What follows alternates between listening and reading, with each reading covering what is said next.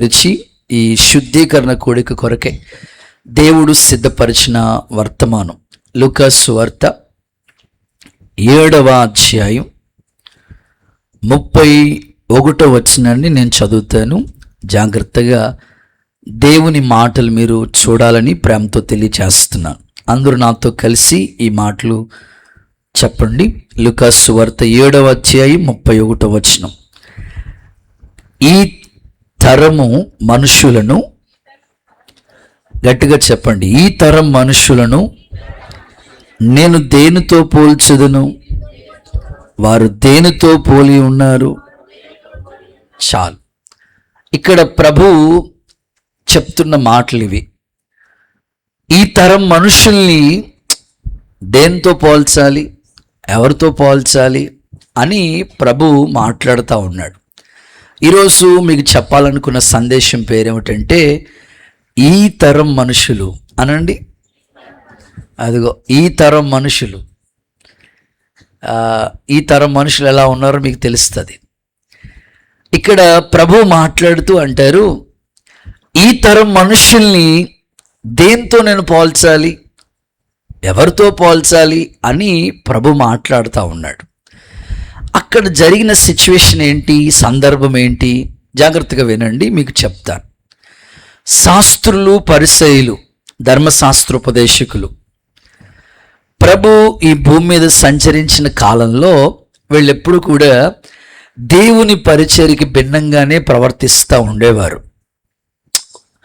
యోహాను గురించి ప్రభు మాట్లాడుతూ అంటారు, స్త్రీలు కనిన వాళ్ళలో యోహాను కంటే గొప్పోడు లేడు అని యోహాను గురించి ప్రభు అనేకమైన మాటలు చెప్పుకుంటూ వస్తున్నప్పుడు అక్కడ మనుషులు రకరకాలుగా మాట్లాడుతూ వచ్చారు. అప్పుడు ప్రభు మాట్లాడుతూ, ఇదిగో మీరు బాప్తిస్మాన్ని తృణీకరిస్తున్నారు, దేవుని సంకల్పాన్ని మీరు నెరవేర్చట్లేదు అని అక్కడ మాట్లాడుతూ, బాప్తిసాన్ని పొందకుండా ఉండటం అంటే దేవుని సంకల్పాన్ని నిరాకరించటం అని ఆ సందర్భంలో ప్రభు మాట్లాడుతూ, ఈ తరం మనుషుల్ని దేంతో నేను పోల్చాలి అని అన్నాడు.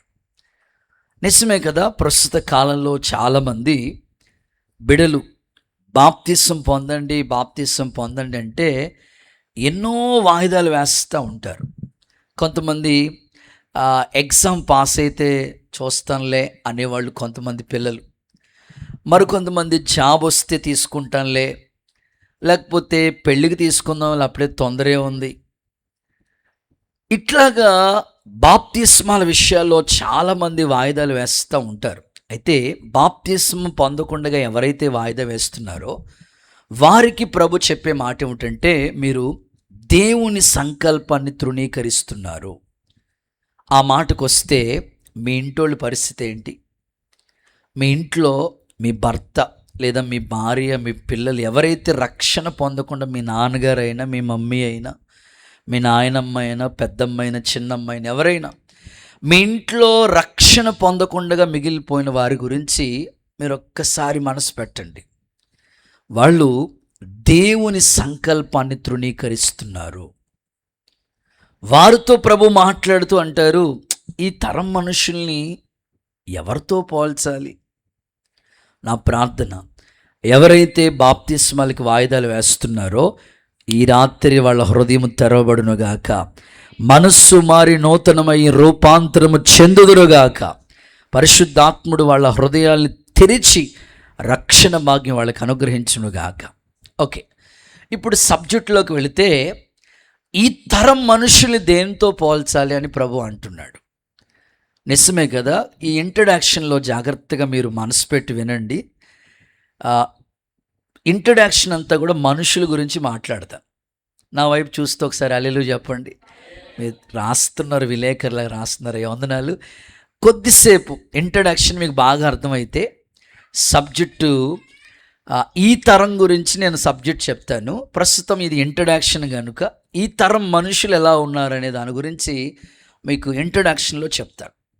ప్రస్తుత కాలం, ఒకప్పుడు మనుషుల పరిస్థితి ఎలా ఉండేదంటే, నలుగురు కనబడితే బాగున్నారా, నాయనమ్మ ఎలా ఉంది, అమ్మమ్మ ఎట్లా ఉన్నారు, బంధువులు ఎలా ఉన్నారు, తోటి వాళ్ళు ఎలా ఉన్నారు, ఇలా పలకరించుకునేవారు.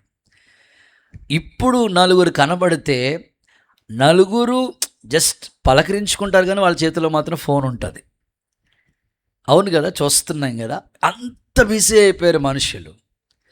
మాట్లాడే టైం లేదు, పలకరించుకునే సమయం లేదు. ప్రస్తుతం మనుషులు ఎలా మారిపోయారంటే అలా వాట్సాప్ స్టేటస్ రకరకాల వాటికి బాగా ప్రజలు దగ్గరైపోతున్న రోజులు ఇవి. సరే, బైబిల్లోంచి మీకు ఇంట్రడక్షన్ కూడా బైబిల్లోంచి మీకు చెప్తాను. మొట్టమొదటి మనుషుడు ఎవరు? మాట్లాడాలి, మీతో మాట్లాడుతున్నప్పుడు మీరు మాట్లాడాలి ప్లీజ్. ఆదాము కదా, మొదటి మనిషి ఆదాము. మొట్టమొదటిగా దేవుడు తన పోలికలో తన స్వరూపమందు రూపంతో దేవుడు చేస్తే, తన పోలికలు చేస్తే, ఆ మొదటి మనిషి ఏమయ్యాడు చెప్పండి? మీరే మాట్లాడండి. ఇప్పుడు సబ్జెక్ట్ మిమ్మల్ని అడుగుతున్నప్పుడు క్వశ్చన్స్ ఆన్సర్ మీరు చేయాలి. మొదటి మనిషి ఏమయ్యాడయ్యా? ఏదైనా తోటలోంచి గెంటు వేయబడ్డాడు. దేవుడు తినొద్దన్న ఆ ఫలాన్ని తిని శాపాన్ని తెచ్చుకున్నాడు. సో మొదటి మనిషి స్టోరీ అది. వాళ్ళ కుమారుడి దగ్గరికి వద్దాం.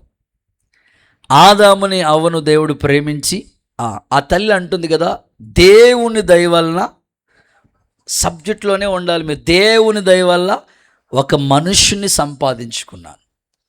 మరి ఆదాము అవ్వలు సంపాదించుకున్న ఆ మనుషుడు ఎవరు? కయీను. ఏమయ్యాడు ఆ మనిషి?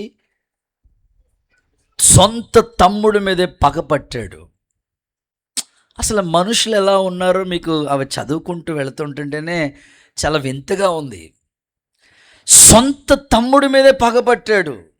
ఏంటి, ఇలాంటి మనుషులు ఉంటారా? కొంచెం ముందుకెళ్దాం. బైబిల్లోంచే, బయట విషయాలు ఏం చెప్పట్లేదు మీకు, బైబిల్లోంచే చెప్తున్నా. అబ్రహాము బాగానే ఉన్నాడు, పిల్లలు లేరని తొందరపడి శారమ్మ హాగర్నిచ్చింది. ఒక మనుషుడు పుట్టాడు. వాడి పేరేంటి? అడవిగాడిద. సింపుల్, అంతే.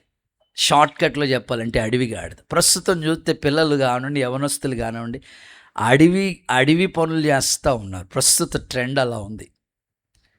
సో బైబిల్లో ఇవన్నీ ముందుగానే దేవుడు రాసిపెట్టాడు. నాకెందుకో ఈ ఉపవాస శుద్ధీకరణ కొడుకులో ఏ వర్తమానం చెప్పాలని ఆలోచిస్తూ ఉన్నప్పుడు ఈ తరం మనుషుల గురించి చెప్పమని ప్రేరేపణ. దేవుడు మీతో మాట్లాడి దర్శించునుగాక. ఇంకొంచెం గట్టిగా హల్లెలూయా అని చెప్తారా?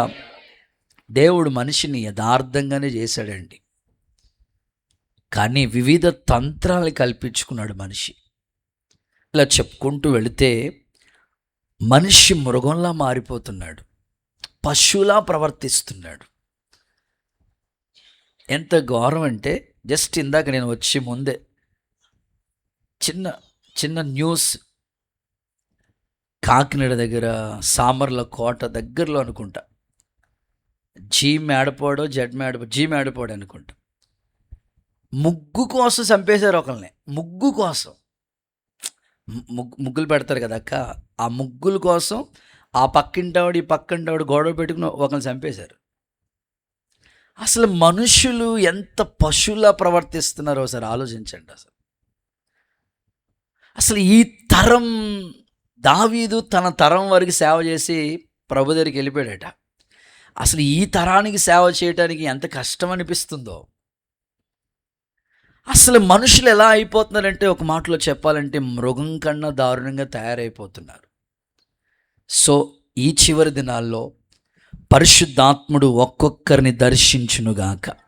ఇంకొంచెం గట్టిగా ఆమేనని చెప్పండి. వేషధారులైన మనుషులు ఎక్కువగా సమాజంలో కనబడతారు. ఇక పౌలు గారు ఒక అద్భుతమైన కన్క్లూషన్కి వచ్చేసినప్పటికీ ఒక మాట చెప్పాడు. అంత్య దినాల్లో మనుషులు ఎలా ప్రవర్తిస్తారో 19 రకాల వ్యక్తుల గురించి మాట్లాడాడు. అంత్య దినాల్లో, చివరి రోజుల్లో మనుషులు ఎలా అయిపోతారో మాట్లాడుతూ స్టార్టింగ్ ఏమన్నాడంటే, మనుషుల్లోనికి స్వార్థం వచ్చేస్తుంది, స్వార్థ ప్రియులై ఉంటారు అన్నాడు.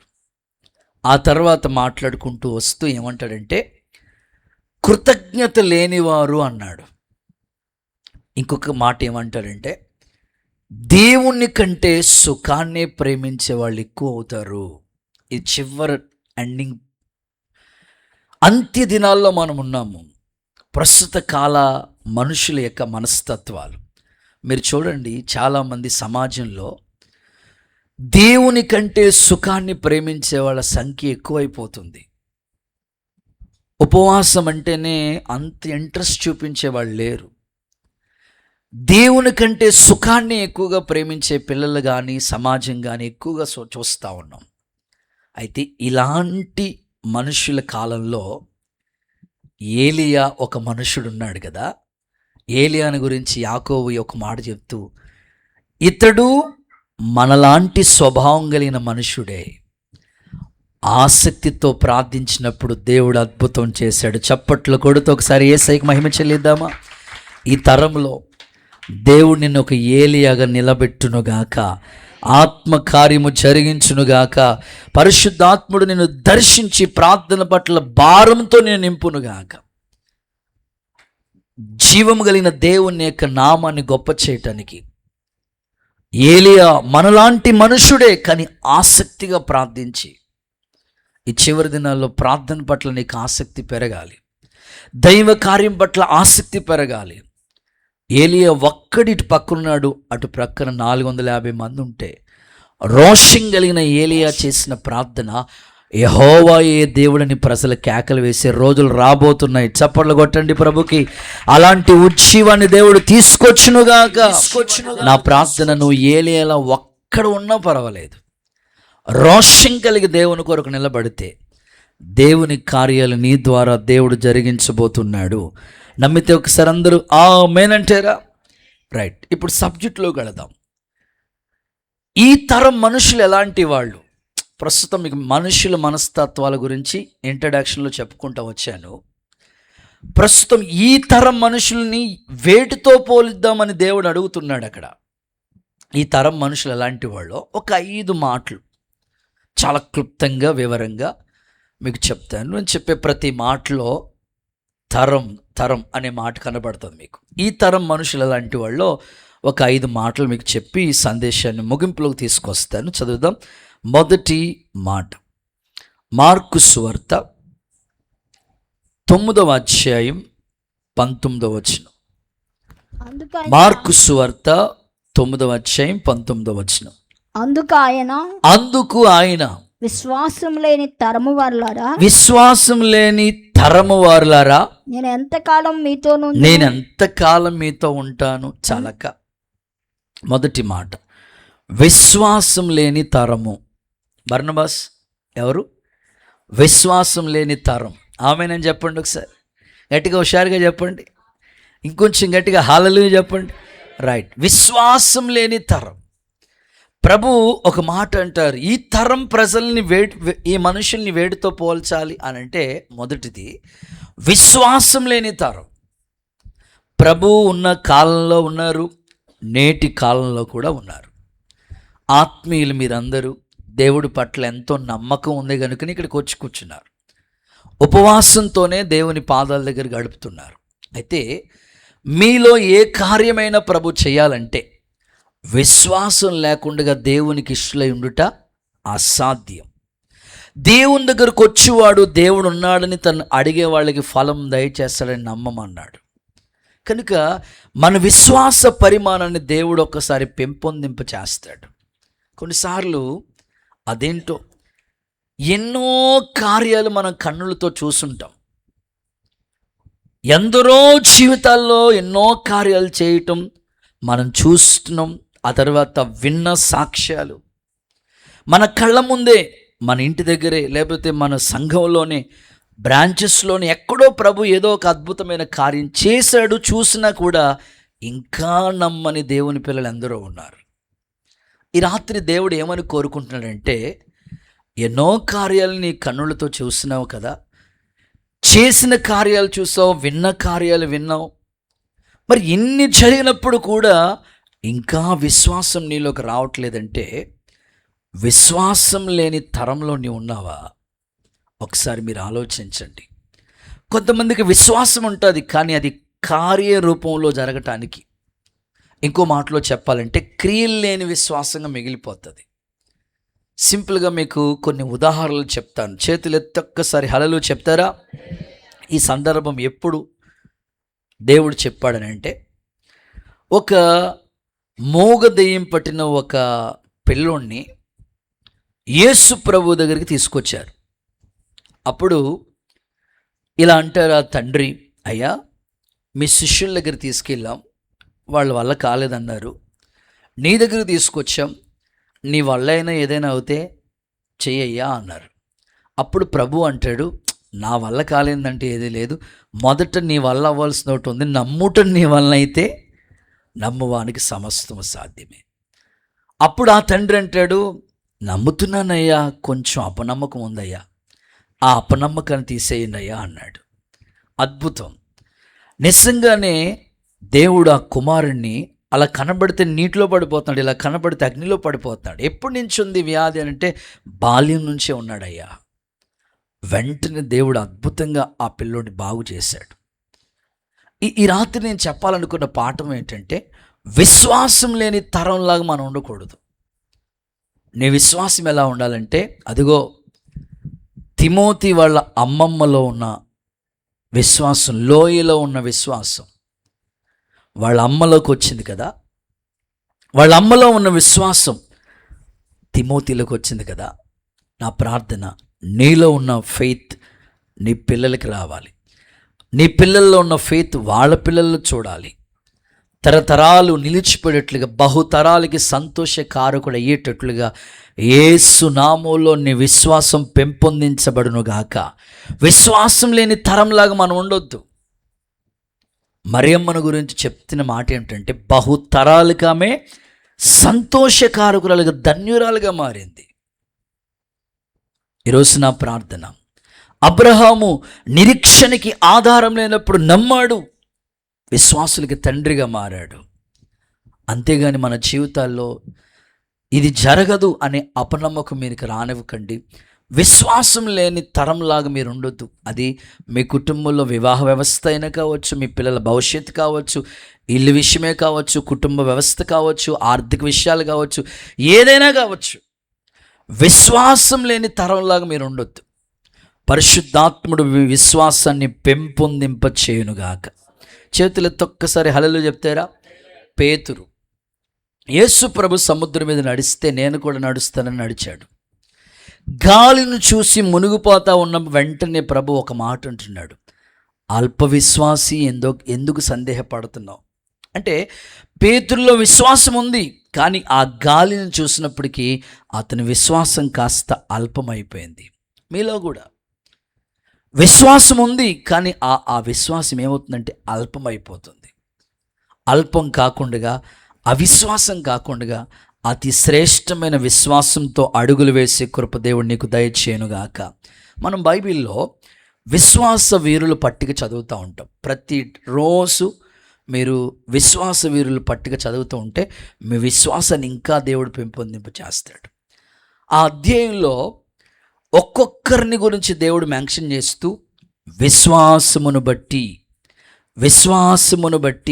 అతి శ్రేష్టమైన అర్పణ అర్పించాడు హేబేలు. విశ్వాసమును బట్టి శారమ్మ, విశ్వాసమును బట్టి అబ్రహాము, విశ్వాసమును బట్టి, ఇట్లా ఒక్కొక్కరి గురించి చెప్తూ విశ్వాసమును బట్టి అన్నాడు. వారి విశ్వాసాన్ని బట్టి రాజ్యాలే జయించారు. ఈ రాత్రి నా ప్రార్థన ఏమిటంటే, విశ్వాసం లేని తరంలాగా ఉండొద్దు. ఏ తరానికైనా సరే మనలో విశ్వాసం ఉందని సమాజానికి చూపించడానికి అలాంటి విశ్వాసాన్ని దేవుడు నీలో పెంపొందింప చేయునుగాక. ఒకసారి అందరూ ఆమేనండి. ఆ వాక్యం చదవండి ఒకసారి. తిమోతికి రాసిన 2వ పత్రిక 1వ అధ్యాయం 5వ వాక్యం చదవండి. మొదటి అపోస్తలుడైన పౌలు తిమోతికి రాసిన 2వ పత్రిక 1వ అధ్యాయం 5వ వచనం. ఆ విశ్వాసము మొదట నీ అవ్వ అయిన లోయలో, నీ తల్లి అయిన యునేకిలో వసించెను, అది నీ అది నీ యందును సహా వహించుచున్నది. అది నేను రూఢిగా నమ్ముతున్నాను. పౌలు గారికి ఎంత నమ్మకం ఉందో చూడండి. మీ అమ్మమ్మలో ఉంది, మీ అమ్మలోకి వచ్చింది, నీలో కూడా ఉంది. నేను నమ్ముతున్నాను. ఈ రాత్రి మీ ఆత్మీయ జీవితాన్ని అలాగూ దేవుడు పెంపొందింప చేయనుగాక. సో విశ్వాసం లేని తరంలాగా మీరు ఉండకండి. నేను ఒక ప్రార్థన చేస్తూ ఉన్నాను. మీరుంటున్న ప్రాంతంలో మీ గురించి ఒక సాక్ష్యం ప్రజలు చెప్పాలి. మా వీధిలో మొట్టమొదటి వీళ్ళు దేవుడు నమ్ముకున్నారండి. ఆ రోజుల్లో దేవుడు అంటే ఎవరు తెలియని రోజుల్లో వీళ్ళు ప్రభులోకి వచ్చారు. వీరి ద్వారా అనేక కుటుంబాలు ప్రభులోకి వచ్చాయనే గొప్ప నమ్మిక మీ ద్వారా ఏర్పడాలి. ఇంకా చెప్పుకోవాలంటే మీ పిల్లలు మీ విశ్వాసాన్ని గురించి వాళ్ళు సాక్ష్యం ఇవ్వాలి. అమ్మో, మా నాన్నకంటే ఎంత విశ్వాసం ఉంటుంది, మా అమ్మకి ఎంత నమ్మకమో దేవుడి మీద. అలాంటి పరిపూర్ణ విశ్వాసం గురించి మీ గురించి సాక్ష్యం ఇవ్వాలి. లేకపోతే విశ్వాసం లేని తరంలాగా అయిపోతాం మనం. శూన్యంలోనే సృష్టిని కలుగు చేశాడు కదా ప్రభు. ఒక చిన్న ఎగ్జాంపుల్ చెప్తాను, మీరు చాలా చాలా సీరియస్గా చూస్తున్నారు. ఒక్కసారి చేతులు పైకెత్తి బిగ్గరగా హల్లెలూయా అని చెప్పండి. ఇంతే సరిపోదు, ఇంకొంచెం గట్టిగా హల్లెలూయా. రైట్, మీకు అర్థం అవడం కోసం ఒక చిన్న ఎగ్జాంపుల్ చెప్తాను. ఒక పాప చాలా కష్టపడి చదువుకుంది. ఈ కాంపిటేటివ్ ఎగ్జామ్స్కి చాలా ప్రిపేర్ అయ్యి, బ్యాంక్ టెస్ట్లకి చాలా కష్టపడి ప్రిపేర్ అయ్యింది. మొత్తం మీద ఆమె కష్టానికి తగినట్లుగానే ఒక బ్యాంక్కి సంబంధించిన దాంట్లో ఒక జాబు కొరకు ఆమె ప్రయత్నం చేయగా ఇంటర్వ్యూలో ఆ ఇంటర్వ్యూకి పిలిచారు వారు. అద్భుతంగా ఆ సహోదరి ఆ మార్కులు క్వాలిఫై అయింది. ఆ ఇంటర్వ్యూలో కూడా ఇంచుమించు 99% ఆమె క్వాలిఫై అయిపోయినట్లే. ఇక 1%, ఆ 1% కూడా ఆమె క్వాలిఫై అయిపోతే సో ఇంకా జాబ్ ఆమెకి సొంతం అయిపోతుంది అన్నమాట. సో ఆ ఇంటర్వ్యూలో అక్కడ ఆ బ్యాంకులో ఆ అధికారులు కావచ్చు, బ్యాంకులో ఉన్న కొంతమంది ఉద్యోగస్తులు, సో మేనేజర్ గారు కూడా ఈమెని కొన్ని ప్రశ్నలు అడుగుతూ వచ్చారు. అమ్మా, నేను చూస్తూ ఉంటుంటే బాగా చదువుకునే దానిలా ఉన్నావు, నీకు జాబ్ పట్ల చాలా ఇంట్రెస్ట్ ఉందని నాకు అర్థమవుతుంది, నీకు చాలా ఆసక్తి ఉందని నాకు అర్థమవుతుందమ్మా. సో వెల్ అండ్ గుడ్, అన్ని విషయాల్లో నువ్వు జెన్యున్గా ఉన్నావు, పర్ఫెక్ట్గా ఉన్నావు, ఇప్పటి వరకు క్వాలిఫై అయిపోయినట్లే. అయితే నీకు ఒక చిన్న టెస్ట్, ఈ టెస్ట్ నువ్వు క్వాలిఫై అయితే నీకు ఈ జాబ్ కన్ఫర్మ్ అయిపోయినట్లే అని ఆ పై అధికారులు చెప్పారట. చెప్పండి సార్ అని. ఆ సార్ చెప్పిన మాట ఏమిటంటే, ఆ అధికారి ఆ బ్యాంక్ దగ్గరలో ఆ పక్కన ఒక టన్ను లాకర్ అంటారు కదా మాస్టర్ గారు. లాకర్ అన్నది డబ్బులు దాచుకునే దాన్ని ఏమంటారు? అది మనమైతే బీరువా అంటాం, బ్యాంక్ వాళ్ళు అయితే లాకర్. 1 టన్ను అంటే 1000 కేజీలు. 1000 కేజీలు 1 టన్ను కలిగిన ఆ లాకర్ని అక్కడి నుంచి ఇక్కడ వరకు జరపండి అమ్మా అన్నారు. ఇప్పుడు మీరైతే ఏం చేస్తారు చెప్పండి? ఈవిడ ఎన్ని కేజీలు ఉంటుంది, మీరు ఎన్ని కేజీలు ఉన్నారక్క? అడగకూడదేమో. 60 కేజీలు ఉంటుంది మహా ఉంటే, 60 మినిమం, లేకపోతే 55. అక్కోళ్ళకి ఉండే మహాకృప ఏమిటంటే అన్నం మెతుకులు కూడా లెక్కెట్టుకుని తింటారు, అందుకే అంత బలంగా ఉంటారు. దేవుడికి స్తోత్రం. ఇప్పుడు 55, 60 అంతే. ఈమె 100 కాదు, 1000 కిలోలు, 1 టన్ను అంటే 1000 కిలోలు లాకర్ని ఇక్కడి నుంచి అక్కడి వరకు ఆ రవి గారి దాకా జరపాలి. టెన్షన్ పడిపోతుంది. అన్నీ బాగానే క్వాలిఫై అయిపోయాను. ఇక్కడ విశ్వాసం యొక్క ట్రిక్ చెప్తున్నాను మీకు. అన్నీ క్వాలిఫై అయిపోయాను, అంతా బాగానే ఉంది, ఏంట్రా బాబు పొద్దున్నే ఏంటి ఇలాగైంది? మనస్సులో నిరాశ. ఇప్పుడు అదేమన్నా చిన్న వస్తువా? ఇప్పుడు ఆ మైక్ అనుకోండి, తీసుకెళ్ళి పట్టుకెళ్ళి, ఆ బాక్స్ అనుకోండి ఓ చేత్తో లేపచ్చు. 1000 కిలోల టన్ను. ఇప్పుడు అసలు ఎంత కష్టం అది. ఆమె అదే చూస్తూ ఉంది, అలాగే నిరాశలోకి వెళ్ళిపోయింది, ఆలోచనలో పడ్డది. కానీ ఆ పై అధికార ఆఫీసర్ మేనేజర్ గారికి ఈమె యొక్క స్కిల్స్, ఆమె యాటిట్యూడ్స్ కావచ్చు, ఆమె యొక్క ఆసక్తి కావచ్చు, అన్నీ చూశారు ఆయన. ఇలాంటి వాళ్ళని మనం ఎంకరేజ్ చేయాలని అనుకుంది. అప్పటికే 10-15 నిమిషాలు అయిపోయింది. ఆ సార్ చెప్పారు, అమ్మా 2 గంటలు టైం తీసుకో. ఎంత? 2 గంటలు టైం తీసుకో, నీ బలమంతా ఉపయోగించు, ఇక్కడున్న లాకర్ని అక్కడికి మాత్రం తీసుకెళ్ళమ్మా అన్నారు. ఇంకా టెన్షన్ పెరిగిపోతుందన్నమాట. దేవుడికి స్తోత్రం. అప్పుడే బీపీ వచ్చేస్తుంది కదండి అలాంటి పనులు. టెన్షన్ పెరిగిపోతూ ఉంది. ఎందుకో అప్పటికి 1/2 అవర్ అయిపోయింది. ఆయన కుర్చీ ఒకటేసి, కూర్చోమ్మా, నేను నీకు తండ్రి లాంటి, నీకు ఒక సలహా చెప్తానమ్మా. పిల్లలు, స్టూడెంట్స్, సేవకులు అందరూ ఈ మాట వినాలి. వింటే మీ సేవ బాగుంటుంది, మీ కుటుంబం బాగుంటుంది, దీవెనకరంగా దేవుడు మిమ్మల్ని మలుస్తాడు. సో ఈ ఉపమానం మీరు సరిగ్గా వినగలిగితే మీ కుటుంబాన్ని దేవుడు కట్టుకునే కృపను దేవుడు మీకు ఇవ్వబోతున్నాడు, అంతే. సో సరిగ్గా మీరు వినండి, మనసు పెట్టి వినండి.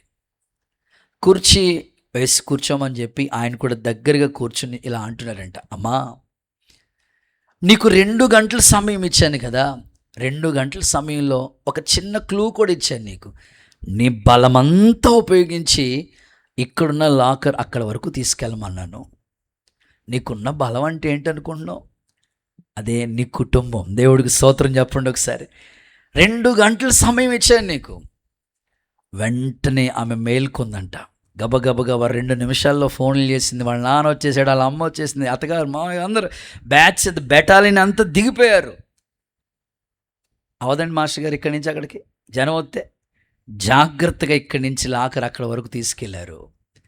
ఆమె జాబ్కి క్వాలిఫై అయిపోయింది, ఉద్యోగం వచ్చేసింది. చప్పట్లు కొడుతూ సరే సై మహిమ చెల్లిద్దామా.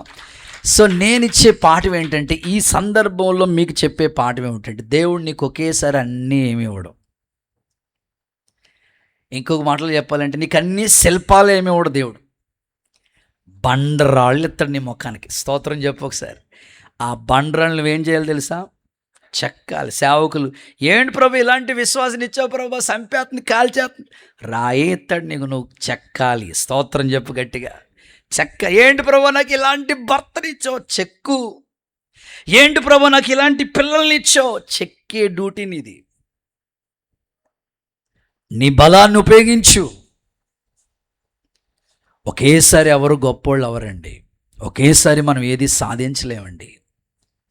నీ చేతికి దేవుడు రాయిలే ఇస్తాడు, బండరాయిలే ఇస్తాడు. నువ్వు చెక్కగలిగితే, నీ బలాన్ని ఉపయోగించగలిగితే, అదే నీ విశ్వాసం. నీకున్న ఆయుధం ఏంటో తెలుసా? విశ్వాసం అనే ఆయుధాన్ని పెట్టుబడి పెడితే ఎలాగైనా ఈ రాయిని నేను శిల్పంగా చెక్కాలి. ఆ బలాన్ని నువ్వు ఉపయోగించి, నువ్వు విశ్వాసం అనే ఆయుధాన్ని ఉపయోగించగలిగితే ఒక శిల్పం అవుతుంది. ఏ శిల్పి కూడా ఒకేసారి ఆయన చెక్కలేదు. ఏ శిల్పి కూడా ఒక రాయినే, సుత్తి కానీ శాన కానీ తీసుకుని చెక్కి చెక్కి చెక్కి చెక్కి అప్పుడు ఒక ఆకారం తీసుకొచ్చాడు. ఒకేసారి భర్త మారలేదని బాధపడొద్దు. ఒకేసారి పిల్లల మాటలు వినట్లేదని విసుగు చెందొద్దు. అంకే దేవుణ్ణి నమ్ముకుంటే అన్ని కష్టాలు అనుకోవద్దు. నీ ప్రయత్నం, నీకున్న బలాన్ని ఉపయోగించి, నీకున్న బలం ఏదైనా ఉందంటే ఆ ఆయుధం విశ్వాసమే. గట్టిగా ఆమేనని చెప్పండి. నీకు విశ్వాసం ద్వారా రాజ్యాలను జయించారు భక్తులు. కొండల్ని పెగిలించగలిగిన విశ్వాసం నీకుంటే దేవుడు ఏ కార్యమైన నీ జీవితంలో చేస్తాడు. కానీ అల్ప విశ్వాసం రానివ్వద్దు, కానీ అవిశ్వాసం రానివ్వద్దు. అలా అవిశ్వాసం నీలోకి వస్తే దేవుని కార్యాలు జరగవు. సింపుల్గా చెప్తాను. సౌలు పౌలుగా మారాడు కదా. సౌలు పౌలుగా మారినప్పుడు ఎవ్వరూ చేర్చుకోలేదు. అమ్మో వీడా కుటుంబాలను నాశనం చేసేవాడు, వీడా క్రైస్తవ్యానికి చీడపురుగు, ఎన్నో సంఘాలను నాశనం చేశాడు, వీడా అస్సలు పొరపాటును కూడా పౌల్ని ఎవ్వరు చేర్చుకోవడానికి భయపడిపోతూ ఉండేవారు. వీరు మారాడు అంటున్నాడు కానీ ఏం మారలేదు, అలా ఉన్నారు. అలాంటి సమయాల్లో ఒక అద్భుతమైన విషయం, బర్నబా పౌల్ని అపోస్తుల పరిచయంలో చేర్చాడు. నేను మరలా చెప్తున్నాను, చర్చ్లో వీడి వల్ల ఏమవ్వదు, చర్చ్లో వీళ్ళ వల్ల ఏమవుదు, ఎప్పుడు పొరపాటు నువ్వు అనుకోవద్దు. వీళ్ళ వల్ల ఏమీ అస్సలు నువ్వు పొరపాటును అనుకోవద్దు. నీ ఇంట్లో వీళ్ళ ఈ పిల్లోడి వల్ల అస్సలు అనుకోవద్దు. పౌలుకి అందరూ భయపడిపోయి ఇంకా సౌలులాగే ఉన్నాడు, దోషకుడు, హింసకుడు, హానికరుడు అనుకున్నారు వాళ్ళు.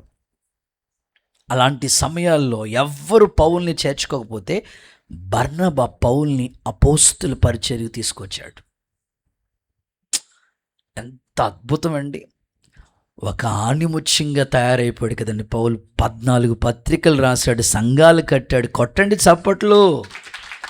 సో నేను అంటాను, కొన్నిసార్లు పిల్లల్ని మందిరానికి ఎందుకు తీసుకురారంటే వీడు అల్లరి చేస్తాడండి. అలా అనుకోవద్దు. వాడు రాబోయే కాలానికి ఏ సమయం లాంటి ప్రవక్త అవ్వచ్చేమో. అదే బర్నబా. పౌలు, మార్కు కొంతకాలం పరిచర్య చేసినప్పుడు వాళ్ళకి మధ్యలో డిస్టర్బెన్స్ వస్తే మరలా అదే బర్నబా మార్కుని చేర్చుకున్నాడు. మరలా చివరికి పౌలుకు ఉపయోగపడేటట్లుగా మారిపోయాడు. పౌలు అంటాడు తన పత్రికలో, మార్కు నాకు పరిచర్యకి ఎంతో ప్రయోజనకరమైన వాడు. ఈ రాత్రి నేను చెప్పాలనుకున్న సత్యం ఒకటే, నీ ఆయుధం విశ్వాసమే. నువ్వు ఈ తరంలో నిజంగానే విశ్వాస వీరుడు అని సాక్ష్యం పొందాలి. అంతేగాని విశ్వాసం లేని తరంలా నువ్వు ఉండొద్దు. యేసు నామములో ప్రభు నిన్ను దర్శించునుగాక. చూడండి, పౌలు గారు మాట కొరింథీ పత్రికలో ఈ మాట చెప్తున్నాడు. కొరింథీలకు రాసిన 2వ పత్రిక 13:5.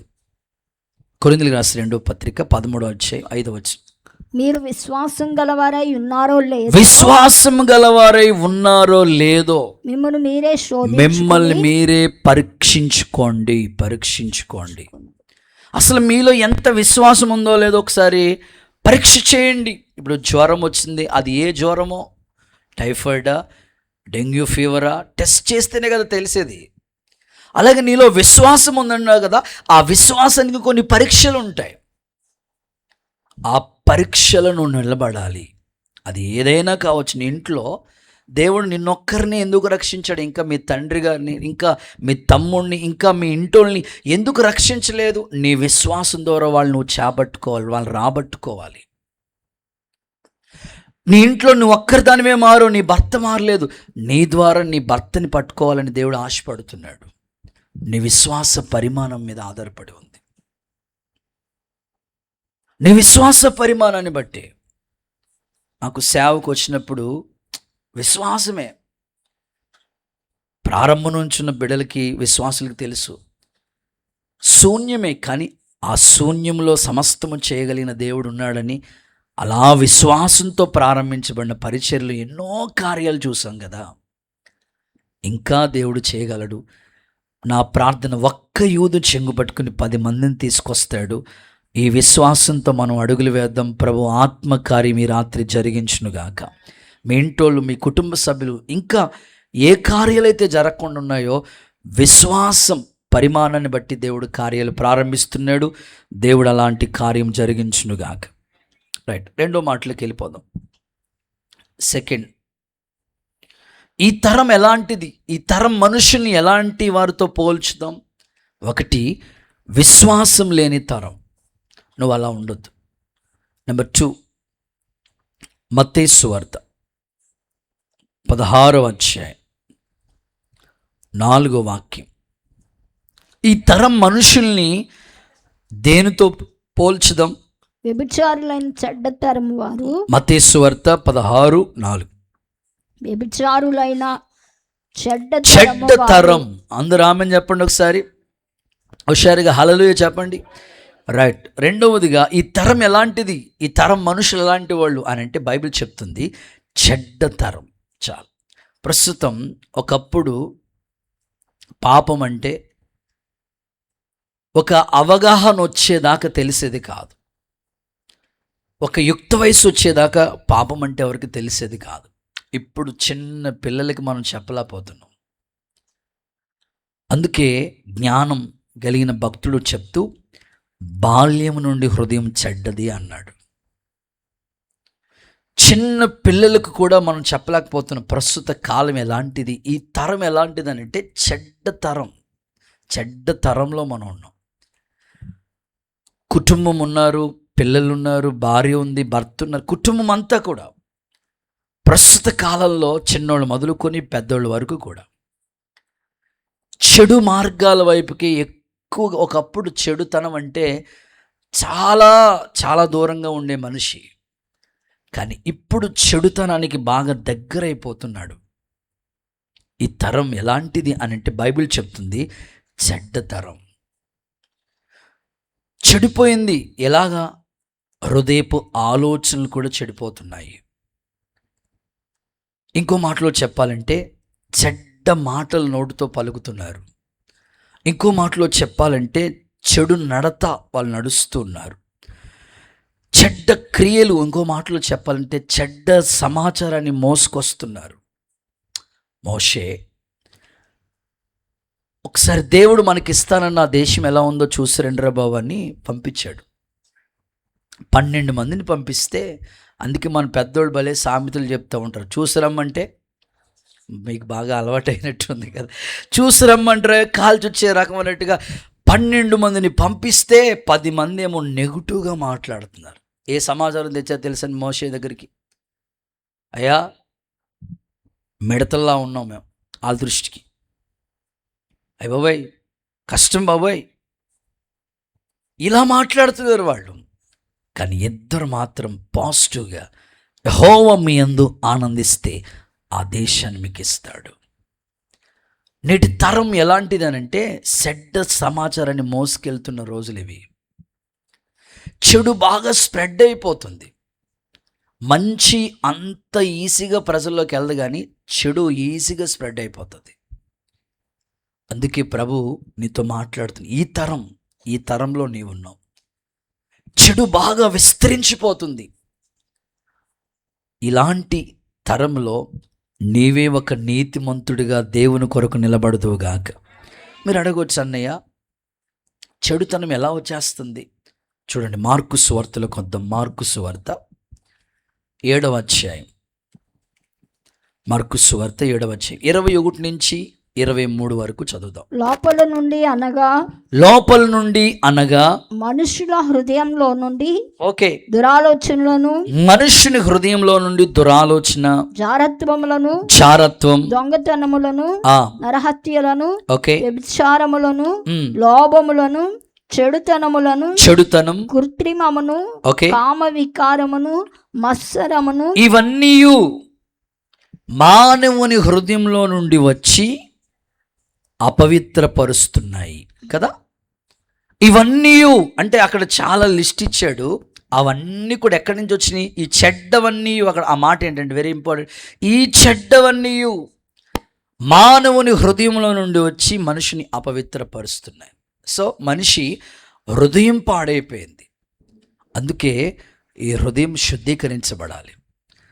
ఈ తరం, ప్రస్తుత కాలం మనుషులు, ఈ తరం ప్రజలు ఎలా ఉన్నారంటే చెడిపోతున్న కాలం ఇది, పాడైపోతున్న ట్రెండ్లో మనం ఉన్నాం. వాళ్ళ మధ్యలో ఎందుకు అలా పాడైపోతుందంటే హృదయంలో నుంచి ఇవన్నీ బయలుదేరి వస్తున్నాయి. ఒకప్పుడు అండి, ఒక 5-6 ఏళ్ల క్రితం ఇలాంటి వార్తలు మనం వినలేదు. ఒక కరోనా ముందు ఇలాంటి వార్తలు మనం వినలేదు. కానీ ఇప్పుడు వస్తున్న, ప్రతిరోజు వచ్చే న్యూస్లో కొడుకు అమ్మని చంపేశాడు, కూతురు అమ్మని చంపేసింది, భార్య భర్తను చంపించేసింది, భర్త భార్యను చంపేశాడు. ఇట్లాంటి వార్తలు ఎక్కువగా మనం వింటూ ఉంటున్నాం. రోజు రోజుకి ఇవి పెరిగిపోతున్నాయి. అసలు మనిషి ఎంత దారుణంగా, ఎంత చెడ్డతనానికి ఎలా బానిస అయిపోతున్నాడు? హృదయంలో ఆలోచన వచ్చింది. ఇప్పుడు కయ్యూనికి తమ్ముడిని చంపడం అది లోపల వచ్చింది. అమ్నోనికి సొంత చెల్లి మీద అఘాయిత్యం చేయాలని అది లోపల వచ్చింది. లోపల వస్తుంది, అది బయటకు కనపడదు. లోపల అంతరంగంలో ఉండే మనసు అది, అదే హృదయపు తలంపు. ఈ రాత్రి దేవుడు చెప్తున్నాడు, ఈ తరం ప్రజల్ని ఎలా పోలుస్తాను? వాళ్ళు చెడ్డ తరంలో ఉన్నారు, చెడిపోతున్న లోకం. వీళ్ళ మధ్యలో నువ్వు ఎలా ఉండాలని దేవుడు కోరుకున్నా తెలుసా? ఆదికాండం 7వ అధ్యాయం మొట్టమొదటి వచనంలో రాయబడిన మాట ఏంటో తెలుసా? ఈ తరం వారిలో నోవాహు నీవే నీతిమంతుడు అయ్యా. యెహోవా ఈ తరం వారిలో నీవే నా ఎదుట నీతిమంతుడిగా చూశాను నిన్ను. నీవు నీ ఇంటి కోసం వాడను ఒకటి కట్టు, అందులో ప్రవేశించు. గట్టికోసారి అందరూ ఆమేనని చెప్పండి. నా ప్రార్థన, ఇలా చెడిపోతున్న ఈ కాలం, పాడైపోతుంది, పూర్తిగా నాశనానికి వెళ్ళిపోతున్న ఈ ట్రెండ్లో, ఈ తరంలో దేవుడు నీ గురించి ఏమని కోరుకున్నాడంటే, నోవాహు వలె ఒక సాక్ష్యాన్ని పొందుదుముగాక. ఒకసారి అందరూ ఆమేనంటారా? నోవాహు ఏ తరంలో ఉన్నాడు? నోవాహు కాలం ఎలా ఉందన్నయ్య? అప్పుడు కూడా భూలోకం యెహోవా సన్నిధిని చెడిపోయింది. అప్పుడు బాగుందనేం కాదు, అప్పుడు పాడైపోయింది నోవాహు కాలం కూడా. లోతు దినాలు ఎలా ఉన్నాయి? పూర్తిగా వరుసవాయి ఏమీ లేదు, అంత దారుణంగా ప్రవర్తించారు వాళ్ళు. ఆ సమయంలో నోవాహు ఎలాగ ఆ తరంలో నిందారహితుడిగా, నీతిమంతుడిగా, కృప పొందినవాడిగా ఉన్నాడో, ఈ తరంలో నీవే ఒక నోవాహు వలె కృప పొందుదువుగాక. యేసయ్య నీ ఇంటి కొరకు వాడని కట్టే కృప దేవుడు నీకు ఇచ్చునుగాక. ఆ వాడలోనికి చేర్చుకునే కృప దేవుడు నీకు అనుగ్రహించునుగాక. ఒక వాడ సంఘానికి గుర్తు. ఈ సంఘములోనికి చేర్చగలిగిన కృప ఒక నోవాహు వలె నీకు దేవుడు ఇవ్వాలి. నీ ఇంటోళ్ళని, కనీసం బయటోళ్ళొద్దు, నీ ఇంటోళ్ళనైనా నువ్వు చేర్చుకోగలిగిన కృప పొందుకోవాలి. పాడైపోతున్న ఈ తరంలో దేవుడు నిన్ను ఒక నోవాహు వలె నిలబెట్టునుగాక. నేను ఒక మాట చెప్తానండి. చీకటి, ఇప్పుడు చీకటి ఉందదంతా చీకటి. నీ జీవితం చీకటిమయమై ఉండకుండా ఉండాలంటే, చీకటి పాపానికి గుర్తు. నీ జీవితం చీకటిమయమై ఉండకుండా ఉండాలంటే ఎప్పుడు లైట్ ఆరిపోకుండా చూసుకుంటే చాలు. స్తోత్రం చెప్పండి సార్. ఒకటే నీ కాన్సెప్ట్ ఏంటంటే, మీ దీపం వెలుగుతూ ఉండనివ్వండి అన్నాడు. నీ మనస్సాక్షి చెప్పేస్తూ ఉంటుంది, నీ హృదయం చీకటి అయిపోతుందన్న వెంటనే ఆ దీపాన్ని అలా వెలిగిస్తూనే ఉండాలి. దీపం ఆరిపోకుండా నువ్వు చూసుకోగలిగితే ఎక్కడ చీకటి నీకు అంటుకోకుండా దేవుడు కాపాడుతాడు. నేనంటాను, చెడ్డ తలంపులు రావని కాదు, మన తలపై నుంచి ఎన్నో పక్షులు వెళ్తాయి, మన తలపైన వాలకుండగా కాపాడుకోవడానికి అవకాశం ఉంది కదా. అలాగే చెడ్డ తలంపులు ఎన్నో వచ్చినా వాటిని కాపాడుకోవడానికి నీ దీపం ఎప్పుడు వెలుగుతూ ఉండాలి. ఆ దీపం ఆరిపోతుందని నీ అంతరాత్మకు తెలుస్తూ ఉన్న వెంటనే మరలా బలిపీఠం దగ్గరికి వచ్చి నీ దీపాన్ని వెలిగించుకోగలిగితే, ఈ తరంలో, ఇలాగ చెడిపోతున్న ఈ తరంలో నీ కుటుంబమే ఒక నోవాహు కుటుంబంగా దేవుడు మలుచునుగాక. నీ కుటుంబాన్ని నోవాహు కుటుంబంగా దేవుడు స్థిరపరచునుగాక. ఓ మాట అంటానండి, పరిశుద్ధుల్లో ఉండి పరిశుద్ధులుగా ఉండటం పెద్ద గొప్పేం కాదు. పాడైపోతున్న లోకంలో పరిశుద్ధులుగా బ్రతకటమే గొప్పతనం. ఆమేన్ చెప్పండి ఒకసారి. అందరూ పరిశుద్ధుల గుంపులో ఉంటే అది పెద్ద పరిశుద్ధత కాదు. పాడైపోతున్న లోకంలోనే నువ్వు పరిశుద్ధుడిగా బ్రతకటమే దేవుడు ఆ కృప కావాలి. అదే నోవాహుకి ఇచ్చాడు దేవుడు. తన ఇంటోళ్ళని చేర్చుకున్నాడు ఆ వాడలోనికి. సో ఈ తరం చెడ్డ తరం. ఈ తరంలో నోవాహు ఎలాగైతే నీతిమంతుడిగా ఉన్నాడో, నీ కుటుంబాన్ని ప్రభు అలాగూ స్థిరపరచునుగాక. ఎలా చెడిపోతున్నారు జనాలు. ఇర్మియా గ్రంథంలో ఒక మాట చదివాను, భలే ఆశ్చర్యం అనిపించింది. ఇర్మియా గ్రంథం 23:11. ఇర్మియా గ్రంథం 23:11. ప్రవక్తలేమి యాజకులేమి అందరూ అపవిత్రులైపోతున్నారంట.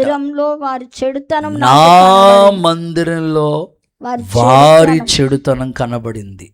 ఏంటండి మందిరంలో చెడుతనం ఏంటి? మందిరం అంటే ఎన్నటన్నటికీ పరిశుద్ధతకి నిలయము కదా. ఇది దేవుడు సంచరించే చోటు కదా. మందిరంలో అపవిత్రత ఏంటి? మందిరంలో చెడుతనం ఏంటి? సో దీనికి సందర్భం చెప్పాలంటే ఏలీ కొడుకులు నీకు గుర్తు రావాలి. వాళ్ళు ఉన్నది ఎక్కడో కాదు, మందిరంలోనే ఉన్నారు వాళ్ళు. పోనీ బయట పిల్లలు కాదు, మందిరంలో యాచుకుని పిల్లలు వాళ్ళు. కానీ చెడుతనం వాళ్ళ చుట్టూ చీకటిగా ఆవరించింది. అదే మందిరంలో సమూయేలు కూడా ఉన్నాడు కదా.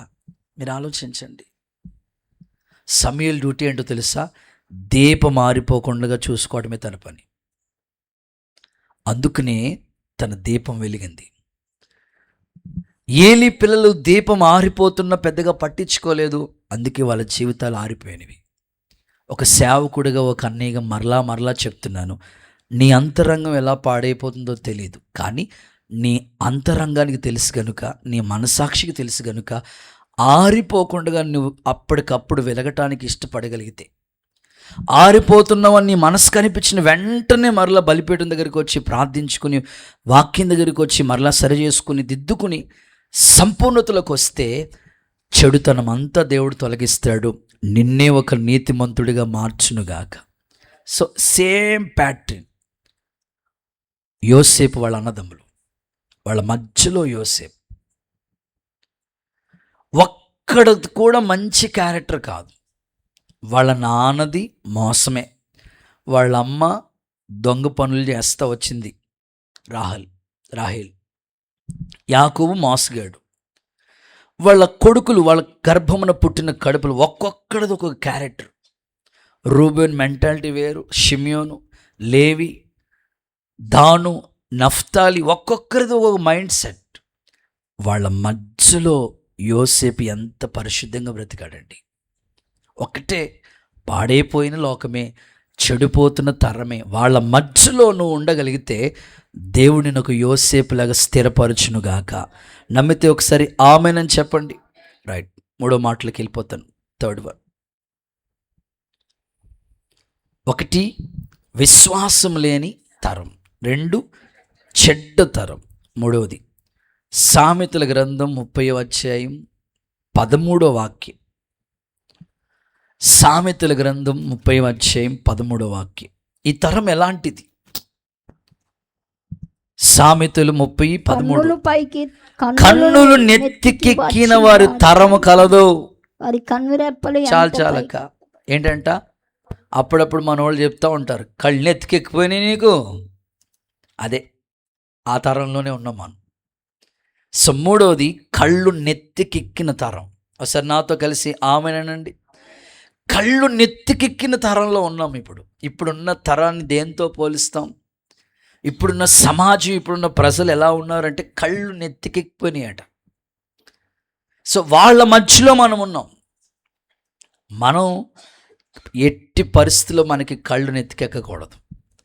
నా ప్రార్థన, యేసు నామంలో మీకు దేవుడు ఆత్మీయ స్థితిలో స్థిరపరిచే కృపనే ఇచ్చునుగాక. ఏ స్థాయికి నువ్వు ఎదిగినా కళ్ళు నెత్తికెక్కిపోయే స్థితి మనకు రాకూడదు. సింపుల్గా చెప్పాలంటే కళ్ళు నెత్తికెక్కిని అని ఎప్పుడు అంటారంటే, కొంతమంది మాట్లాడే విధానం ఎట్లా ఉంటుందంటే, ఈడు భూమి మీద నట్టలేదు ఇంకా ఏంటంట, వాళ్ళు అనే మాట్లాడాలి, ఇంక ఈ భూమి మీద నడవడో. సో నేను అంటాను, దేవుడు నీకు ఇచ్చిన స్థితిని బట్టి ఎప్పుడు గర్వించవద్దు. కళ్ళు నెత్తికెక్కిన తరం అంటే గర్వం. అస్సలు దేవుడు నీకు ఏది ఇచ్చినా నథింగ్, అంతే. నేనేమై ఉన్నానో కేవలం దేవుని కృప, అంతే. ఆ కృప లేకపోతే ఏమీ లేదు. వట్టివాడిని, మట్టివాడిని తీసుకెళ్ళి నన్ను మట్టిలో పెడతారు. నేను అంటానండి, ఒక్క వ్యక్తికి మనం చేరేది మట్టిలోకి అని తెలిస్తే ఆ కోప ఆవేశాలు మానేసుకుంటామండి. దేవుడికి స్తోత్రం చెప్పండి. ఈ గొడవల దగ్గరికి పొరపాటును కూడా వెళ్ళమండి. మనిషికి మనం వెళ్ళేది మట్టిలోకని తెలియకపోవటం వల్లే ఆ సమయానికి మనిషికి గర్వాంధుడైపోతున్నాడు, ఉన్న వాటిని బట్టి అతిశయిస్తున్నాడు. నేను మాట్లాడతాను ఆత్మీయ విషయాలు, భౌతిక విషయాలు. భౌతికంగా దేవుడు నీకు ఒకప్పుడు ఏమీ లేదు, దేవుడు దయ చూపించి ఒక ఉద్యోగం ఇచ్చాడు, ఒక ఇల్లు ఇచ్చాడు, మంచి కుటుంబాన్ని, పిల్లల్ని, స్థితిని, నీ స్టేటస్నే మార్చేశాడు. ఇచ్చిన వాటిని బట్టి ఎప్పుడు అతిశయించొద్దు. ఇచ్చిన వాటిని బట్టి దేవుణ్ణి గణపరచు. ఆత్మీయ స్థితి. ఒకప్పుడు సరిగ్గా పాటలు వచ్చేవి కాదు, ప్రార్థన వచ్చేది కాదు, వాక్యం చదివేయటం వచ్చేది కాదు, పరిచర్య వచ్చేది కాదు, ఆ సువార్త తెలియదు, ఏమీ తెలియదు. దేవుడు నీకు ఒక స్థితినిచ్చి 10 మందికి చెప్పే స్థాయిలో 10 మందిని చక్కగా నడిపించే స్థితిని దేవుడు నీకు ఇచ్చాడా? మంచిది. వాటిని బట్టి దేవుని గనపరుచుకొని ఎప్పుడు ఇచ్చిన వాటిని బట్టి గర్వం పొరపాటును కూడా మనలోకి రానివ్వద్దు. నెబుకద్నెజర్ రాజు, నా బలము, నా రాజ్యము, నా సంస్థానం అన్నాడు. దేవుడు సింపుల్గా పశువులు తినే ఆ గడ్డి తినిపించాడండి. అందుకే చెప్తాను, ఎప్పుడు కూడా కళ్ళు నెత్తికెక్కిపోకూడదు, అతిశయం మనలోకి రాకూడదు. ఒకవేళ అలా వస్తే వెంటనే ప్రభువు దగ్గరికి వచ్చి పశ్చాత్తాపడదాం. ప్రభా, కొన్నిసార్లు తెలియకుండా నా హృదయంలోకి వచ్చేస్తున్న గర్వం అనేది బయటికి కనపడదండి, లోపల ఉంటుంది. హృదయమందు హిజ్కియా గర్వించి, హిజ్కియా హృదయ గర్వాన్ని విడిచి ఈ మాటలు చదువుతూ ఉంటాం. కొన్నిసార్లు బలాన్ని బట్టి గర్విస్తూ ఉంటాం. ధన బలం కావచ్చు, అధికార బలం కావచ్చు, ఈ బలాన్ని బట్టి గర్వించేవారు. సో ఆ గర్వాంధం లేకపోతే ఆ స్థితి మనకు రాకుండా పరిశుద్ధాత్ముడు నిన్ను నడిపించునుగాక. చూడండి, కొన్ని వాక్యాలు మీకు చదివిస్తాను. తిమోతికి రాసిన మొదటి పత్రిక 3వ అధ్యాయం 6వ వాక్యం చూడండి ఒకసారి. అపోస్తలుడైన పౌలు తిమోతికి రాసిన మొదటి పత్రిక 3వ అధ్యాయం 6వ వాక్యం. అతడు గర్వాంధుడై అపవాదికి కలిగిన శిక్షకి లోబడకుండునట్లు కొత్తగా చేరిన వాడై ఉండకూడదు. చూడండి, ఇక్కడ అధ్యక్ష పదవిని అపేక్షించేవాడు గురించి పౌలు మాట్లాడుతూ, అతనిలోనికి గర్వం రాకూడదు. గర్వాంధుడు, గర్వము అనేది ఒక అంధత్వం. గర్వాంధుడు, అంధుడంటే గుడ్డోడు, ఏం కనబడదు మాట వాడికి. ఇదిగో చూడండి, గర్వం అనే గుర్రం ఎక్కితే ఇక అంతే ప్రమాదం. ఎంతో బైబిల్లో ఎంతోమంది గర్వించిన వాళ్ళు ఇక అడ్రస్ లేదు వాళ్ళకి. ఇప్పుడు ప్రధాన దూత ఎవరండి? ప్రధాన దూత ఎవరండి? లూసిఫర్ కదా. అసలు ప్రధాన దూత ఎంత స్థాయిలో దేవుడు ఉంచాడు లూసిఫర్ని. ఒకటే, దేవుడి కన్నా ఎక్కువగా నేను పైకి ఎక్కిపోదాం అనుకున్నాడు, పర్వతానికి ఎక్కుదాం అనుకున్నాడు. అంతే, దేవుడు ఒకేసారి అక్కడి నుంచి కింద పాడేశాడు. కనుక నా ప్రార్థన, ఏ ఒక్కరిలో కూడా, నాతో సహా ఏ ఒక్కరిలో కూడా గర్వం రాకుండా దేవుడు మనల్ని దీనత్వంలోనే నిలిపి స్థిరపరిచి హెచ్చించి నడిపించునుగాక. సో భక్తులు చెప్తూ ఉంటారు, ఈ కన్నుల గురించి మాట్లాడుతూ, కన్నులు, మన కన్నులు ఎప్పుడు కూడా ధర్మశాస్త్రంలో ఆశ్చర్యకరమైన సంగతులు చూసేటట్లుగా ఉండాలి. దేహానికి దీపం కన్నే. కన్ను పాడైతే మొత్తం దేహమంతా పాడైపోతుంది. బైబిల్లో కన్ను ద్వారా పాడైపోయిన వాళ్ళు చాలామంది ఉన్నారు. దావీదు ఒక్కటే చూడకూడని దృశ్యాన్ని చూసి ఎంత నష్టపోయాడు. సంసోను చూసే కదండి తనలోనికి ఆ నష్టం తెచ్చుకున్నాడు. సో మన కళ్ళు ఎప్పుడు కూడా అపవిత్రమైన వాటి వైపు కాకుండా, చూడండి ఒక వాక్యం చదివిస్తాను. 119వ కీర్తన 37వ వాక్యం చూడండి. 119:37. వ్యర్థమైన వాటిని చూడకుండగా నా కన్నులను త్రిప్పివేయము. దేవుడికి స్తోత్రం చెప్పండి గట్టిగా. వ్యర్థమైన వాటిని చూడకుండగా నా కన్నులు తిప్పేయండి అయ్యా. సో దావీదు చేసుకున్న ప్రార్థన విన్నపం ఇది. ఓ చక్కని మాట, వ్యర్థమైన వాటి వైపు నా మనసుని వెళ్ళవద్దు. సో అదే దావీదు సరిచేయబడ్డాడు, నూతనపరచబడ్డాడు. ధర్మశాస్త్రంలో ఆశ్చర్యకరమైన సంగతులు చూసేటట్లుగా తన కన్నులు దేవుడు తెరిచాడు. పరిశుద్ధాత్ముడు నిన్ను అలాగూ బలపరిచి వాడుకున్నగాక. ఇక 2 తరాల గురించి త్వరగా చెప్పి ముగిస్తా. 4వది అపోస్తుల కార్యాల గ్రంథం 2వ అధ్యాయం 40వ వచనం. మూర్ఖులకు అపోస్తుల తరము కార్యములు వారికి వేరే, 2:40. మీరు మూర్ఖులకు ఈ తరమునకు వేరే, రక్షణ రక్షణ పొందండి. అందరూ ఆమేనని చెప్పండి. సో 4వది మూర్ఖతరం. ఏ తరం చెప్పండి? ఈ తరం మనుషుల్ని ఎలా పోల్చాలి? మూర్ఖత్వం. ఎంత మూర్ఖంగా చూడండి. కొంతమందిని మీరు సమాజంలో చూస్తూ ఉంటారు. ఆ మధ్యకాలంలో ఎవరో చెప్తే విన్నాను. చేతులు ఎత్తి ఒక్కసారి హల్లెలూయా చెప్తారా? పాపం ఈ గల్లీలు, తెలంగాణ ఏరియాలో గల్లీలు అంటారు, మన ప్రాంతంలో వీధులు, స్ట్రీట్స్. ఆ ప్రాంతాల్లో చిన్న చిన్న స్థలాలు, చిన్న చిన్నవి, 2 సెంట్లు, సెంటున్నర స్థలాలు, ఈ పట్టా భూములు వాళ్ళకి ప్రభుత్వం ఇస్తే పాపం వాళ్ళ దగ్గర నుంచి వాళ్ళు డబ్బులు సరిగ్గా లేకపోతే వేరే వాళ్ళకి అమ్మేసుకుంటారు కదా ఈ స్థలాలు వచ్చినప్పుడు. అలా వేరే వాళ్ళకి అమ్మేసుకున్నారు. ఆ పట్టా వాళ్ళకి తెచ్చుకున్నారు. సరే, వీళ్ళకి ఏదో ఆపద వచ్చింది. ఆ పట్టా తీసుకెళ్ళి వేరే వాళ్ళ దగ్గర వచ్చి, అయ్యా మాకు కొంత డబ్బు కావాలి, మరలా మీ డబ్బు ఇచ్చిన తర్వాత మరలా మా పట్టా మాకు ఇచ్చేద్దరు కదా అని తీసుకున్నారు. వీళ్ళు ఆధారంగా పట్టా ఆయనకి ఇచ్చి కొంత డబ్బు తెచ్చుకుని వాళ్ళ కష్టానికి ఉపయోగకరంగా మార్చుకున్నారు. మరలా వాళ్ళకి అనుకూలత రెక్కలు ముక్కలు చేసుకుని కొంత డబ్బులు సమకూర్చి కూడగట్టుకుని ఆ డబ్బు మళ్ళీ వాళ్ళ చేతిలో పెట్టి ఆ పట్టా తీసుకుందామని వెళ్ళారు. వాళ్ళు డబ్బులు తీసేసుకున్నారు. తీసేసుకున్న తర్వాత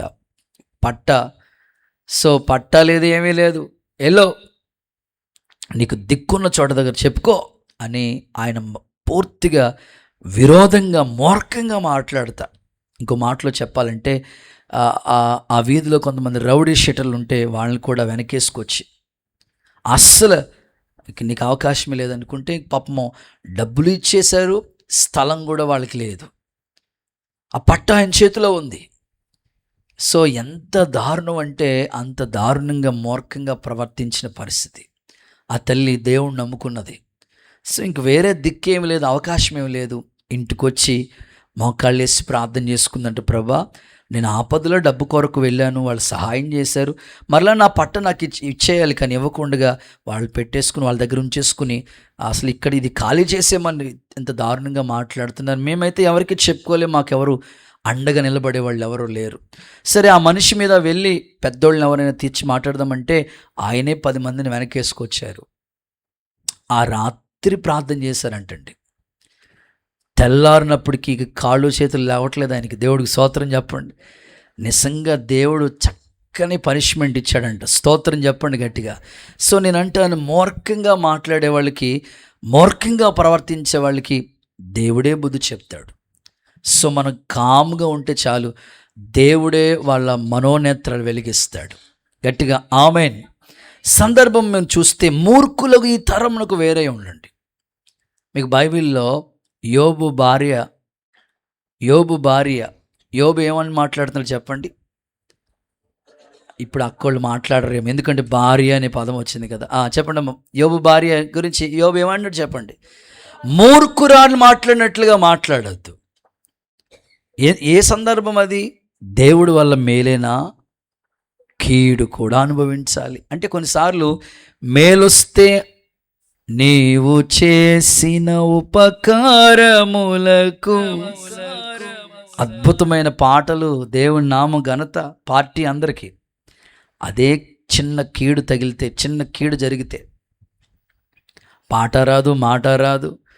దేవుడు అనేవాడు ఉన్నాడు, అసలు ఉంటే ఆయన కళ్ళు ఉన్నాయా, ఇలా చేశాడేంటి అని మూర్ఖంగా మాట్లాడే అనుభవాలు.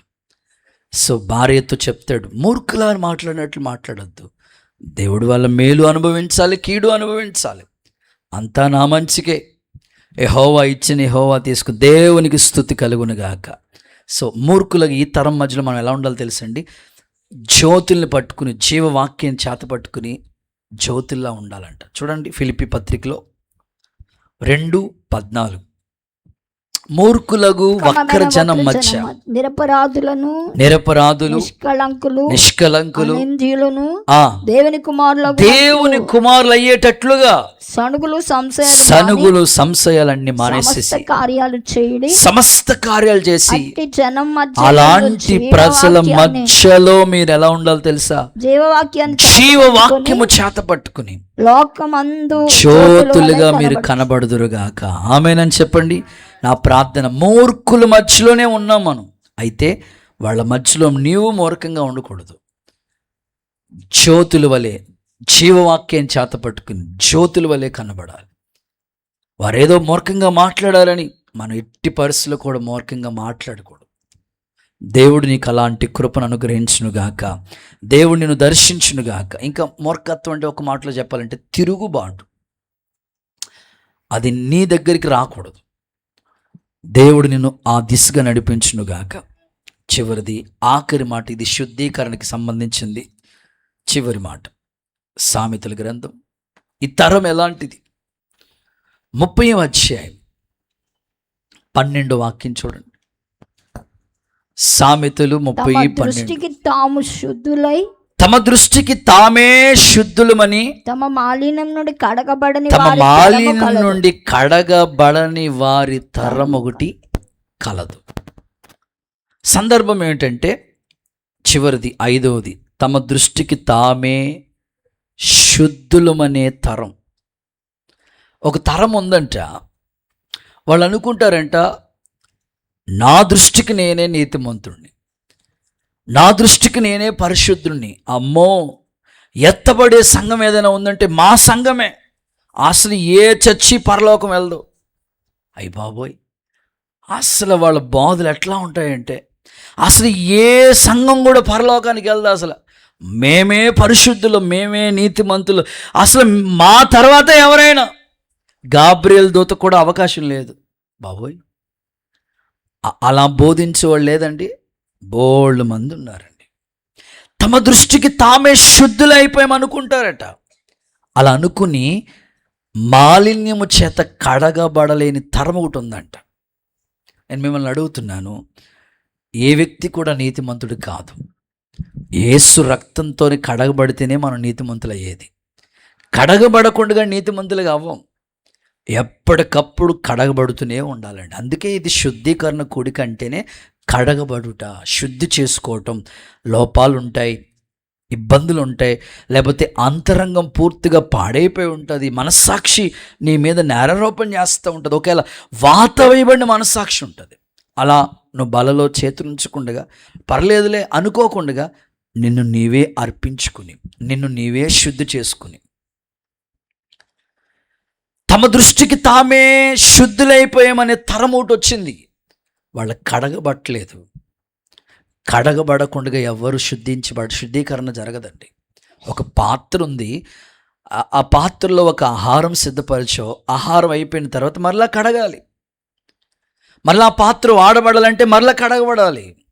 ఇప్పుడు ప్రతి వారం కూడా ఒక వర్తమానం సిద్ధపరిచే ముందు ప్రతి వర్తమానం చెప్పడానికి ప్రభు నాకు కావలసిన యోగ్యత ఇవ్వండి, ఈ వర్తమానం చెప్పడానికి కావలసిన అర్హత నాకు ఇవ్వండి. ఏ లోపమున్నా, ఏ మచ్చున్నా, ఏ డాగున్నా, ఏ కలంకమున్నా ప్రతిదీ కడుగయ్యా, శుద్ధీకరించయ్యా అని అప్పుడే ఈ బలిపీఠం దగ్గర నిలబడేది.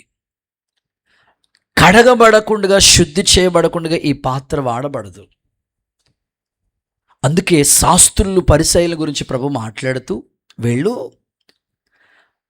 సున్నం కొట్టిన సమాధుల్లో ఉన్నారని ప్రభు మాట్లాడాడు. అంటే సున్నం కొట్టిన సమాధులు అంటే, సమాధికి సున్నం ఎక్కడ కొడతారు? రేపు చూడాలి. ఇంక మీకు స్తోత్రం మామూలుగా ఉండదు. అసలు ఇంక మామూలుగా ఈస్టర్ పండుగ అంటేనే ఇంక మామూలుగా ఉండదు. అసలు సమాధుల పండుగ దాని పేరు. సమాధులకి సున్నం ఎక్కడ కొడతారు చెప్పండి? పైనే, లోపల కొట్టరు, పైనే.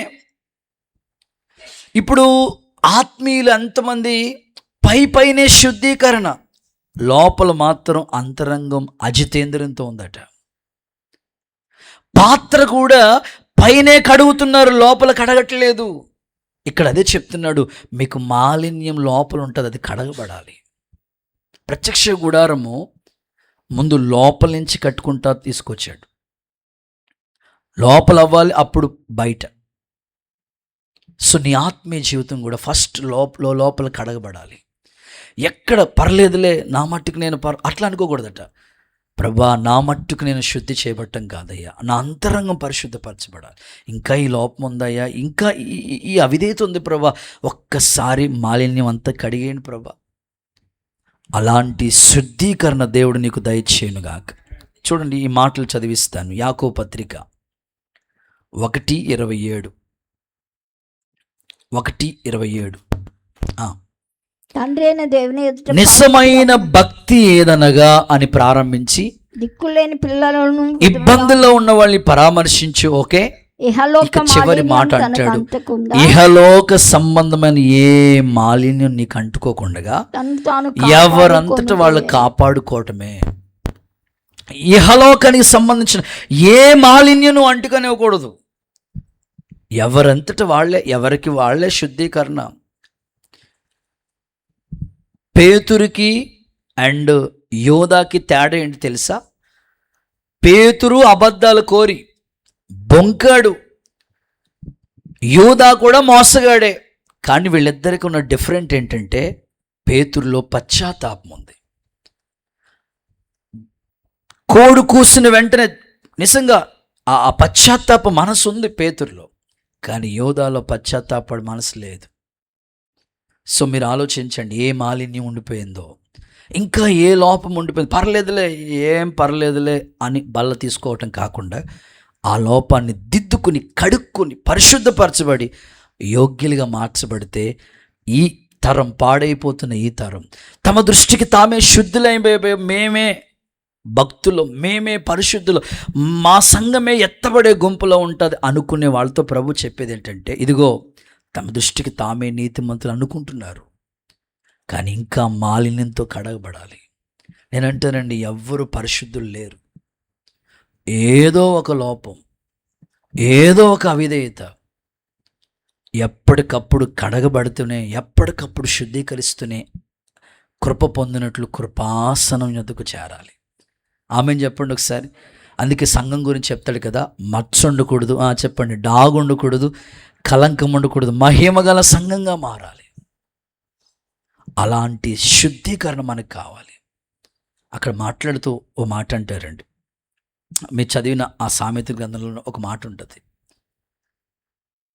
ఏమని మాట్లాడతాడంటే,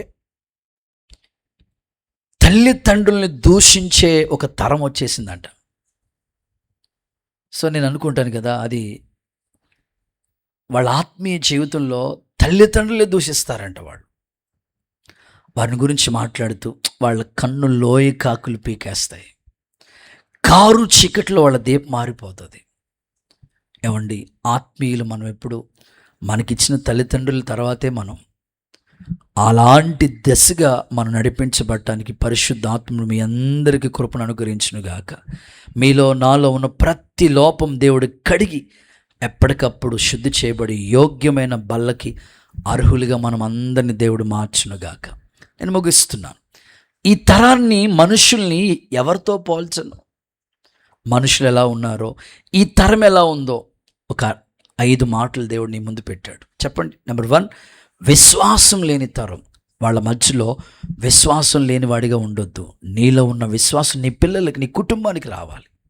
నెంబర్ 2, చెడ్డ తరంలో ఉన్నావు, అయినా చెడుతనం నీకు రాకుండా నోవాహుల నీతిమంతుడిగా నువ్వు బ్రతకాలి. నెంబర్ 3, కళ్ళు నెత్తికెక్కిన తరం. వాళ్ళ మధ్యలో నువ్వు గర్వాంధుడు కాకుండా దీనుడిగా బ్రతకాలి. నెంబర్ 4, మూర్ఖతరం. వంకరుల మధ్యలో ఉన్నాం, అయినా విధేయులుగా బ్రతుకుతాం. నెంబర్ 5, తమ దృష్టికి తామే నీతిమంతులు అనుకుంటున్నారు. వాళ్ళ మధ్యలో కడగబడి శుద్ధి చేయబడి మాలిన్యం అంటుకోకుండా ఎప్పటికప్పుడు పరిశుద్ధపరచబడి ఆయన పోలికలోకి మార్చబడటానికి, మహిమ నుండి అధిక మహిమ పొందుకోవటానికి సిద్ధపడదాం. అలాంటి కృప మీకు, నాకు, అందరికీ పరిశుద్ధాత్ముడు దయచేసి ఆ బల్ల కొరకు యోగ్యులుగా మార్చి సిద్ధపరచునుగాక. అందరూ మోకరించండి.